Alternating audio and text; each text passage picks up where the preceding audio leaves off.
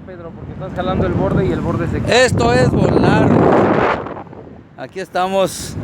Primer vuelo de yo. Un sueño hecho realidad. Hijas mías, hijos míos, les dije que un día iba a andar acá arriba y miren, ya ando. Sí, lo que voy a hacer ahorita. ¿Dónde está?